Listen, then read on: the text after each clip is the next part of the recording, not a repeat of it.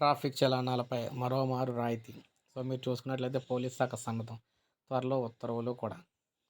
రాష్ట్రంలో పెండింగ్లో ఉన్న ట్రాఫిక్ చలనాలను వసూలు చేసేందుకు పోలీస్ శాఖ మరోసారి సన్నద్ధమవుతుంది. ఇందుకు భారీగా రాయితీలు ఇవ్వాలని కూడా అధికారులు భావిస్తున్నారు.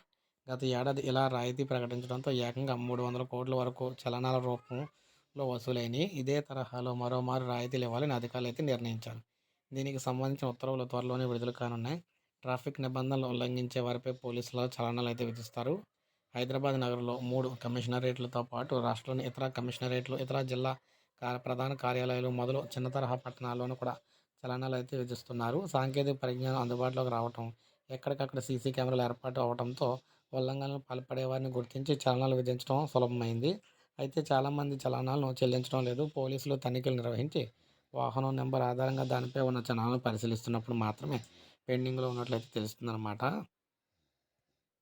ఒక్కో వాహనంపై పదుల సంఖ్యలో చలనాలు పెండింగ్లో ఉన్నాయి. సో మొత్తం మేము చూసుకుంటే 2022 మార్చి 31 నాటికి రాష్ట్రంలో 2.4 కోట్ల చలనాలు పెండింగ్లో అయితే ఉన్నాయి. అయితే మొత్తం మేము చూసుకుంటే ఈ పెండింగ్లో ఉన్న చలనాలన్నీ క్లియర్ చేసేందుకు అవకాశం అయితే ఇచ్చి ఆఫర్లు అయితే ఇస్తున్నారన్నమాట. రాయితీ అయితే ప్రకటిస్తున్నారు. ఈ రాయితీ అంటే సబ్సిడీ కింద ఇవ్వడం జరుగుతుంది. ఈ రాయితీ వల్ల చలనాల్లో చాలా అయితే తక్కువ అయితే రావడం జరుగుతుంది. సో అందువల్ల ఇది ఉపయోగించుకోండి. ఒక లైక్ చేయండి, సబ్స్క్రైబ్ చేసుకోకపోతే మన ఛానల్ సబ్స్క్రైబ్ చేసుకోండి.